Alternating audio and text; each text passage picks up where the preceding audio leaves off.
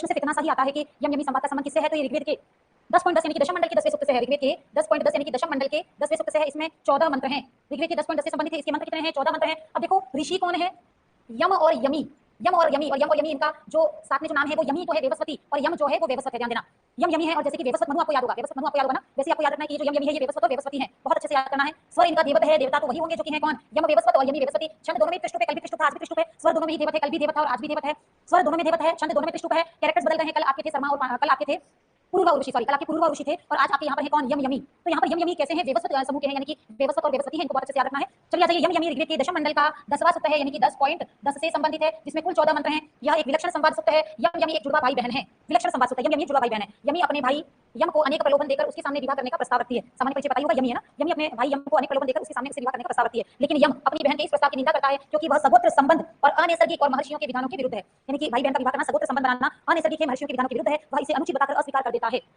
ठीक है, फिर हम यहाँ पर बता रहे हैं कि यमी अपने भाई के कथन का यह कहकर तिरस्कार कर देता है कि देवता चाहते हैं कि मनुष्य जाति की अभिवृद्धि के लिए यम अपनी बहन के साथ संबंध स्थापित करे। कौन कह रहा है? यमी कह रही है कि देवता भी चाहते हैं कि मनुष्य जाति में अभिवृद्धि और अभिवृद्धि करने के लिए यम अपनी बहन के साथ संबंध स्थापित करे, लेकिन यम पर इसका कोई प्रभाव नहीं पड़ता। संभवतः इसी कारण से न केवल हिंदुओं में अपितु संसार में किसी भी कोने में सगोत्र भाई बहन का विवाह अनुचित समझा जाता है। ठीक है ना। तो मिलाकर हमें ये पता चल रहा है कि यहाँ पर यमी जो है वो सगोत्र संबंध स्थापित करना चाहती है, लेकिन यम के मना करने पर वह संबंध स्थापित नहीं होता। अब यहाँ पर भाई बहन का जो वार्तालाप दिया गया है उसी को हम लोग मंत्रों के रूप में निबद्ध किया गया है, हम इसे पढ़ेंगे। देखो एक क्लू हमें ये याद रखना है कि सखायम सखाया, सखाए वाली बात जहां पर भी आ जाएगी वहां पर आपका यम यमी संवाद होगा। जैसे दंपति शब्द आ गया था, पूर्वा उर्वशी में कल दंपति शब्द आया था। फिर तुम्हारे पुत्र मेरा पुत्र तुम्हारे बिना कैसे रहेगा, है ना। फिर नवी श्रेणानी सत्यानी संति, ऐसे कुछ पर्टिकुलर शब्द आ गए थे जिससे कि हमें पहचाना जाएगा। तो यहाँ पर भी क्या है? सखाया सखाया और दंपति शब्द भी आएगा, लेकिन वो अलग तरीके से आएगा। मैं क्लू आपको याद करवा दूंगी। सखाया सखाया शब्द को याद रखो। अब देखिए दूसरा जो मंत्र है वहां पर भी सखा सख्यम है, तो सखा सख्यम सखा सखाया ये अपने क्लू रहेंगे। फिर हमें याद रखना है कि तीसरे मंत्र में आपका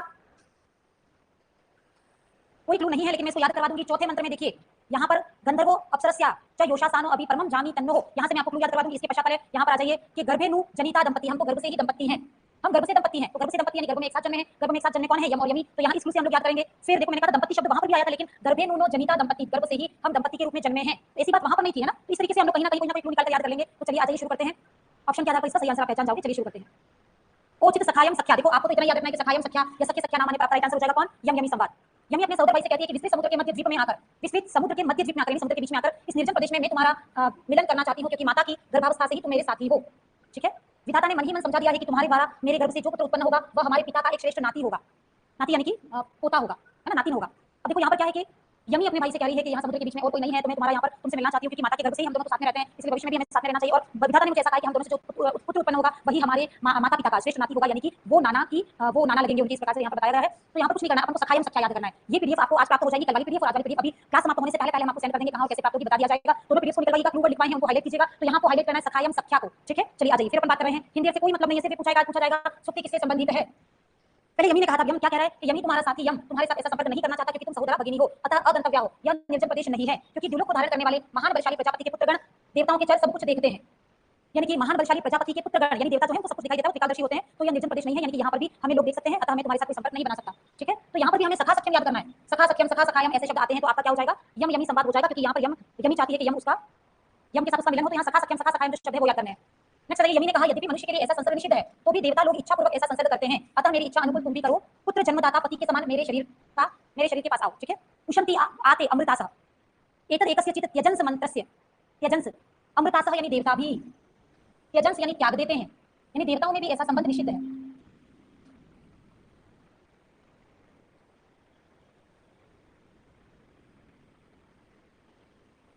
देवताओं में भी ऐसे संबंध निषिद्ध हैं,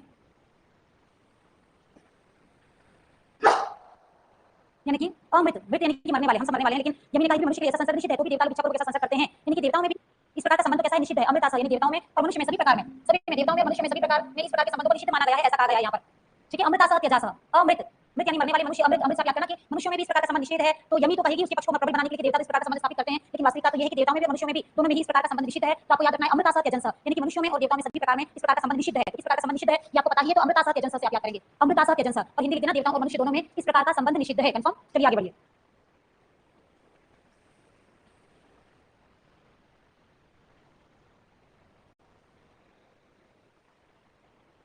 यम ने उत्तर दिया, हमने ऐसा कर्म कभी नहीं किया, हम सत्यवक्ता हैं, कभी मिथ्या कथन नहीं किया है।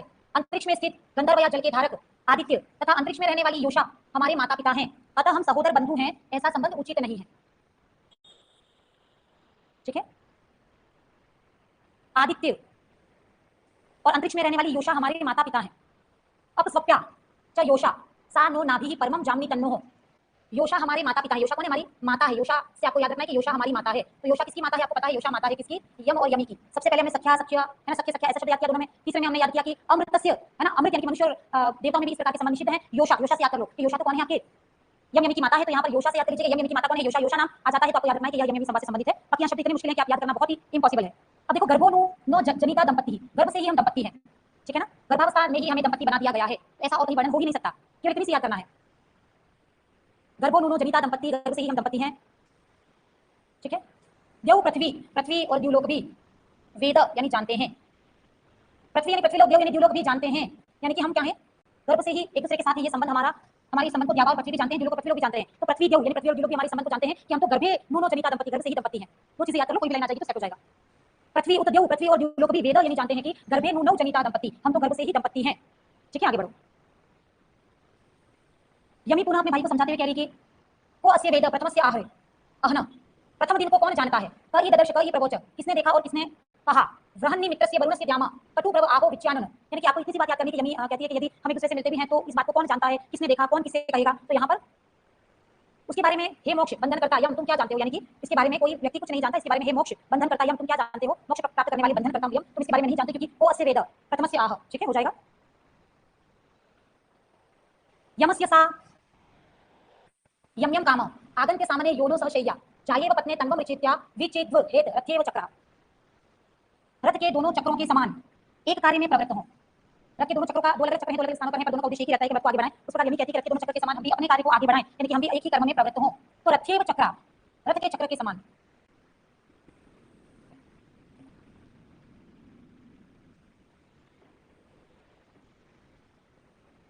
रथ के चक्र के समान हम भी एक ही तरह का कार्य करें, यानी कि हम भी एक ही कार्य में प्रवृत्त हों, ठीक है। तो वहां से आपको याद करना है। यहाँ से इस शब्द को भी आप पढ़ सकते हैं, ठीक है ना। यहाँ पर कुछ इस तरह की पंक्तियों को याद करने के लिए आप यहाँ से भी पढ़ सकते हैं, ठीक है। आपके पास मिल जाएगी, आप रीडिंग लगा सकते हैं। रथ्येव चक्रा से आप याद कर सकते हैं। आगे बढ़ो।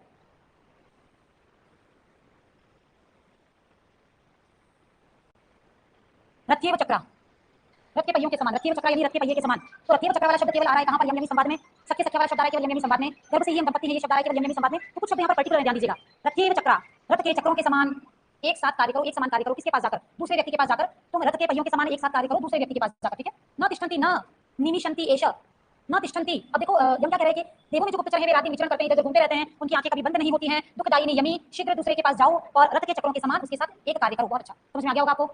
हम बात करें यहाँ पर न तिष्ठन्ति, ना तो रुकते हैं, यानी एक स्थान पर रुकते नहीं है, ठहरते नहीं है। न निमिषते, ना अपनी आंखें बंद करते हैं। कौन? देवानाम, देवताओं के गुप्तचर। चरन्ति यानी कि घूमते रहते हैं। देवताओं के गुप्तचर जो हैं वो एक स्थान से दूसरे स्थान पर घूमते रहते हैं, वो एक स्थान पर कभी भी ठहरते नहीं है, वो सारी की सारी वस्तुओं को, विषयों को देखते हैं। अतः हे यमी, तुम क्या करो? दूसरे व्यक्ति के पास जाकर रथ के चक्रों के समान एक ही कार्य करो। तो देखो रथ्येव चक्र शब्द आ रहा है, रथ्येव चक्र से आप पकड़ सकते हो। और न तिष्ठन्ति, न निमिषते, न रुकते हैं, न पलके झपकाते हैं। चरन्ति यानी घूमते रहते हैं। कौन? देवताओं के गुप्तचर, देवताओं के गुप्तचर सारे कार्यों को देख सकते हैं, हमें भी देख सकते हैं। अतः तुम किसी अन्य व्यक्ति के पास जाकर रथ के चक्रों के समान एक साथ कार्य करो। बहुत अच्छा, चलिए आगे बढ़ते हैं। यम ने पुनः कहा, दिन रात में यम के लिए जो कल्पित भाग है उसे यज्ञमान दे। सूर्य का तेज यम के लिए उदित हो। परस्पर संबंध दिन द्युलोक और भूलोक यम के बंधु हैं। यमी यम भ्राता के अतिरिक्त किसी भी अन्य पुरुष को धारण करे। यानी कि यम जो है, यमी के लिए कहा गया कि हे यमी, तुम यम नामक भ्राता के अतिरिक्त किसी अन्य पुरुष को धारण करो, ठीक है। रात्रि भी रस्मा अहर भी दशस्येत सूर्यश्चक्षु उन्मी विन्यात दिवा पृथिव्या मिथुना सबंधु यमी यस्य बिभ्रयात जामी। यम ने कहा कि दिन रात में यम के लिए जो कल्पित भाग है उसे यज्ञमान दे दो, ठीक है। सूर्य का जो तेज है वो यम के लिए उदित हो। परस्पर दिन द्युलोक और भूलोक बंधु के समान है। द्युलोक और भूलोक यम के बंधु हैं, ठीक है। सुबंधु, सबंधु, बंधु है कौन? द्युलोक और भूलोक यम के बंधु हैं, ठीक है। फिर कहा है बंधु शब्द को आपको याद रखना है। और फिर कहा है यमी यस्य बिभ्रयात अजामी, हे यमी तुम अपने भ्राता के अतिरिक्त किसी अन्य पुरुष का वर्णन करो। यहाँ पर आपको सबंधु शब्द से याद रखना है क्योंकि यहाँ पर कोई ऐसे शब्द नहीं जिनको आप याद करके उसका हिंदी अर्थ निकाल सको। आगे बढ़ें, बहुत ज्यादा इंपॉर्टेंट है, कई बार आया है। आगाता गच्छादुत्तरा युगानि यत्र जामयः प्रणवन्न जामी उप बर्भगी वृषभाय बाहु मन्याम इच्छस्व सुभगे पतिं मद। आघाता, यम कह रहे हैं भविष्य में ऐसा युग आएगा जिसमें भगिनियां अपने बंधुत्व विहीन भ्राता को पति बनाएंगी। भविष्य में ऐसा समय आएगा जब भगिनियां यानी बहनें बंधुत्व विहीन भ्राता को पति बनाएंगी।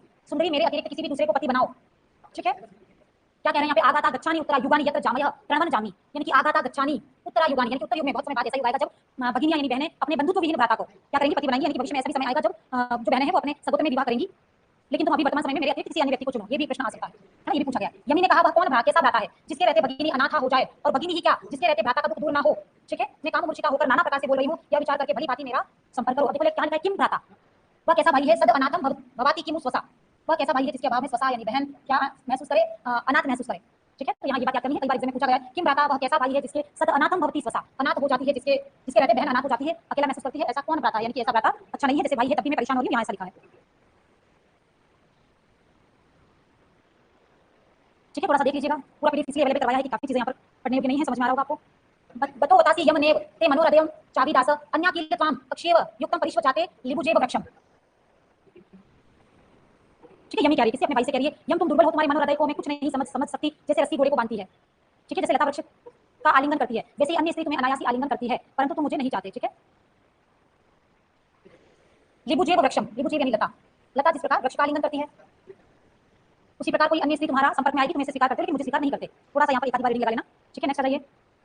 मन्यमु शूत्वम यम्यन्य उत्वा परिशस्व जाते लिबुजेव वृक्षम तस्य वात्वम मना इच्छा सवा वाता अघाकर्णिश्व संविद सुभद्राम। लिबुजेव वृक्षम पहले भी आया था।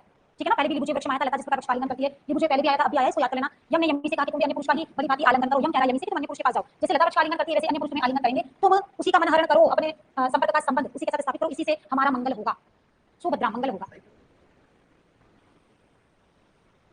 ठीक है, चलिए पूरा पूरा पीडीएफ आपको सेंड किया जा रहा है, पीडीएफ कहाँ मिलेगा उसके बारे में मैं बात करूंगी। चैट ऑप्शन में एक मैसेज लिखा हुआ है हमारी तरफ से, उस मैसेज को देखो आप, चैट ऑप्शन को चेक करो, है ना। चैट ऑप्शन में पीडीएफ कहाँ मिलेगी उसके बारे में कुछ मैसेज लिखा हुआ है, वहां से आप रीड करके आप उसको फॉलो करें, चैट ऑप्शन में देखें। ठीक है,